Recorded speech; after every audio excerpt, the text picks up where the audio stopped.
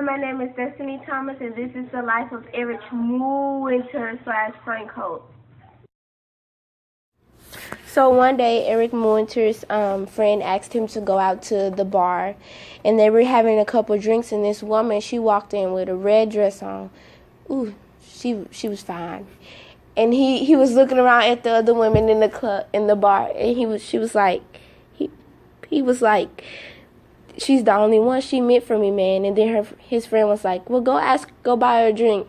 And he bought her a drink, and he walked the tour, and they were just chit-chatting and having a lovely time. And then he said, look here, woman, I'm going to tell you this. You're the one. I can't be with no one else. And then she was like, well, where do you work at? And he was like, I'm a professor at Harvard. And she looked down at her shoes, and she asked him, how much do you think these cost? And then he said, well, maybe $200. And she said, nah, it was $300. And then she said, well, I'll be your wife. And then he brought out a ring. I don't know what he was holding that ring for. And he brought it out, and they went and told their parents, and they planned a wedding. And then after the wedding, they got married, and then they had their first child. And then I guess they had intercourse again, and she got pregnant. But when she got pregnant, he was already studying science, and it was just not going well. And he was studying, and he started messing up his brain. And when he found out he was having a second child, he didn't take it too well, because he said the first child, he always had to go up there to the school because he was bad. He had health problems and was taking all his money, and he couldn't handle it. So Erich Muenter, he sets up his plan to get these 3 fake doctors to deliver his baby.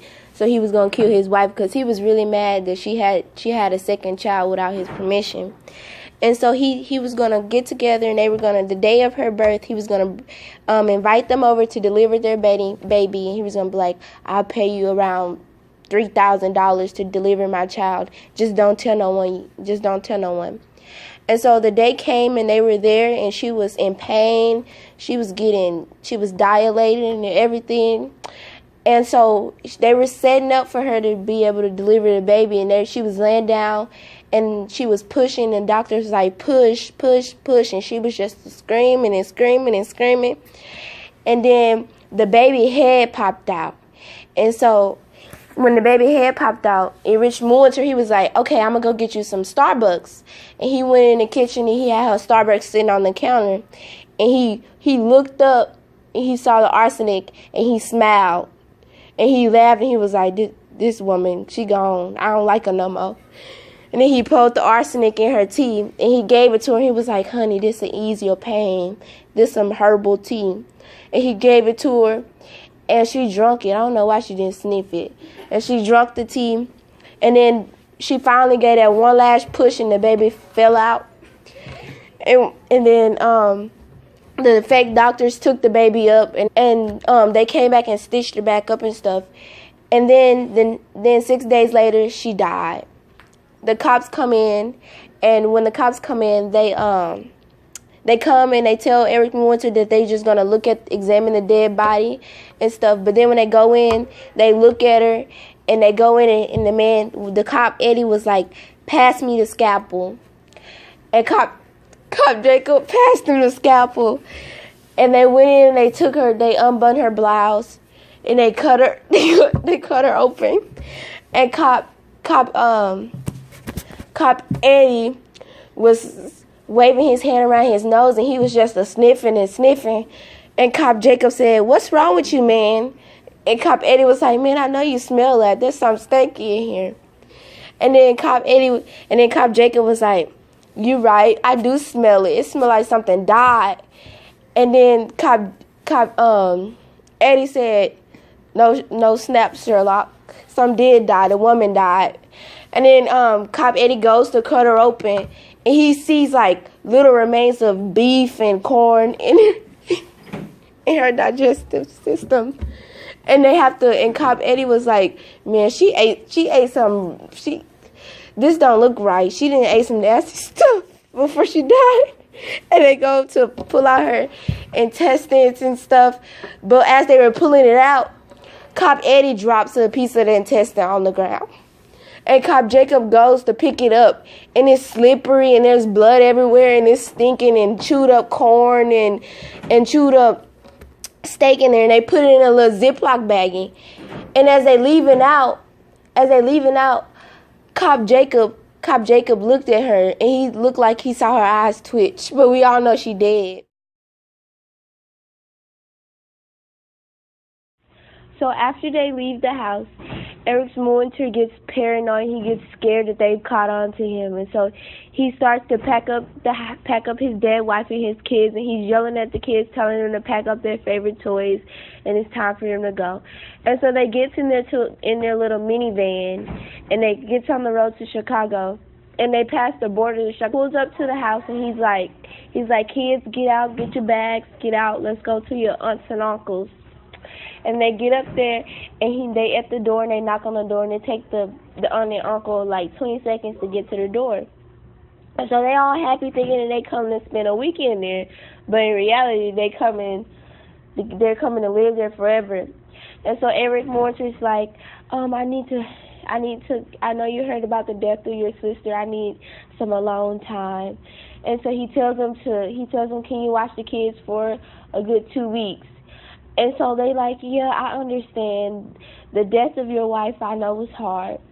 And so he goes to leave, and as he's leaving, he says, I'm about to pull a Black Daddy card.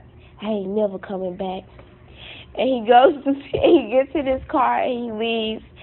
And he goes, and as he's crossing the borderline coming from Chicago, he throws the dead body out the window, and he keeps driving.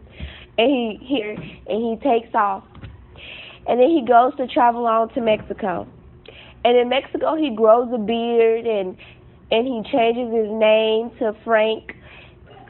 And he starts frying up some chicken and cooking for people and stuff. And then he decides that he's tired of Mexico. He's tired of looking at Hispanics, and he goes on to Dallas, Texas. He's like, I'm tired of this. I'm tired of eating tacos. I'm going back to America. And he goes to America. And when he's in America, he meets this beautiful woman crossing the street to go to church because her dad is the priest, and he's the most famous priest. And so he pull up to the curb and say, ooh, she fine. And then he goes out, he's like, well, I guess I'm going to get saved today. And he goes into the church, and he sits right next to her, and he had everything planned out. He was going to act like he forgot his Bible at home.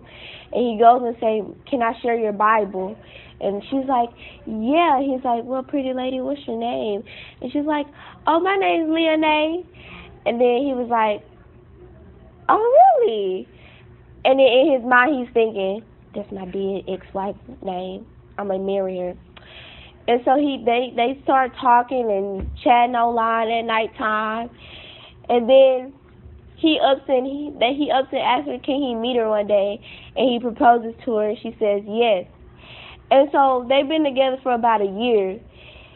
But he started slowly going back crazy, and he decides that he was going to kill her.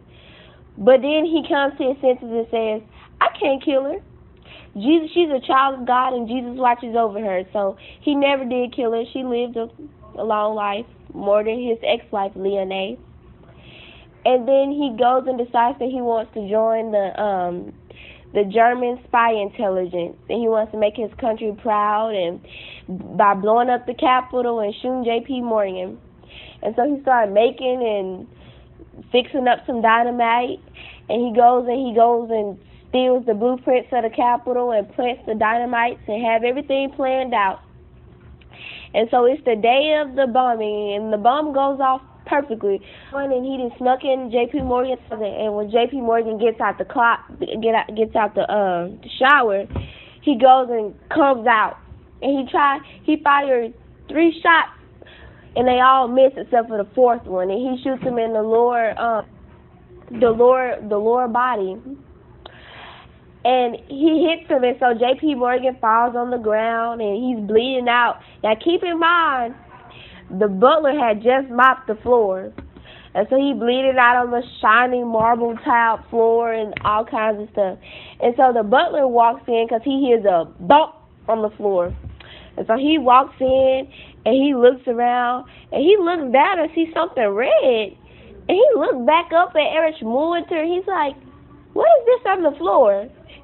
Now, he didn't forgot all about J.P. Morgan.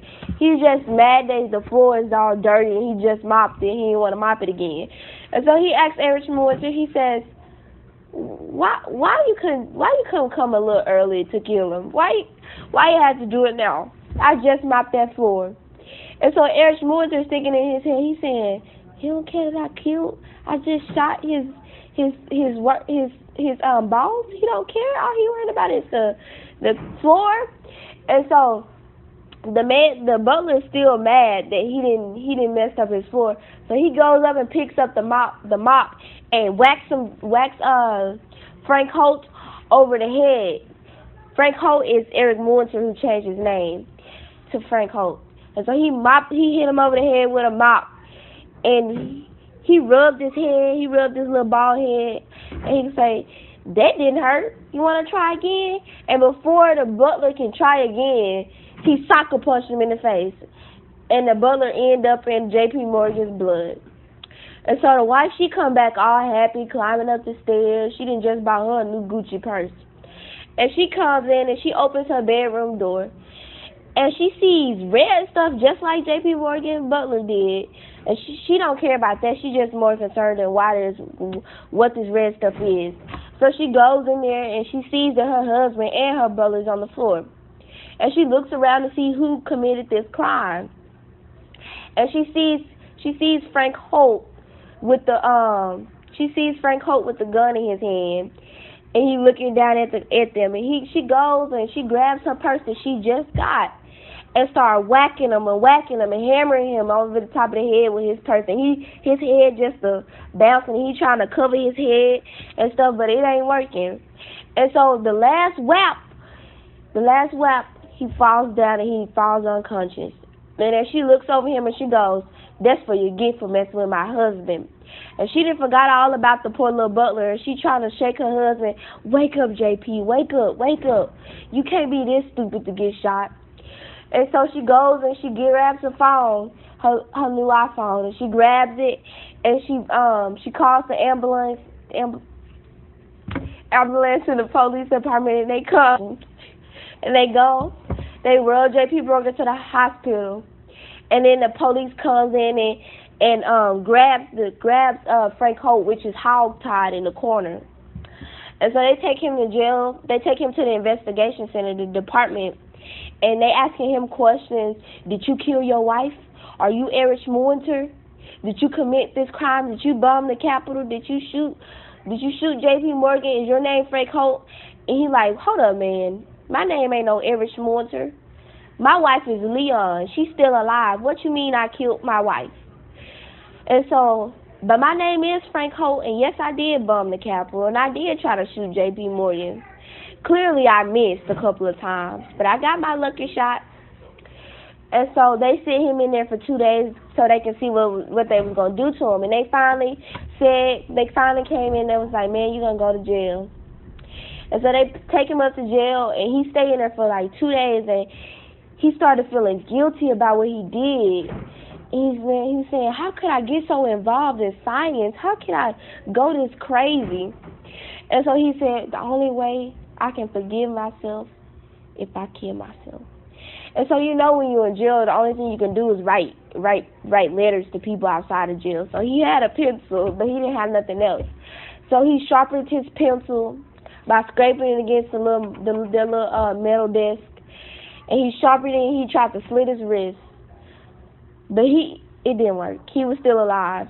And so one day, this police, his cell guard decides that he was gonna go home early, and so his boss gave him permission. So he goes and he waits until nightfall, and at nightfall, he goes and tiptoes out the cell, and he looks at his cellmate and laughs because he know he was gonna be free. And so he goes and he leaves, and he goes up one flight of stairs. And when he goes up one flight of stairs, he look and see what is the easiest way I can die. And so he sees a railing 2 feet, 2 floors up. And he said, okay, should I jump down feet first or head first? And he said, well, this thing in my head crazy, so I may as well go ahead and kill that first. So he jumped off head first. And so he goes and he jumps and he leans forward and tilts his head down and he jumps. And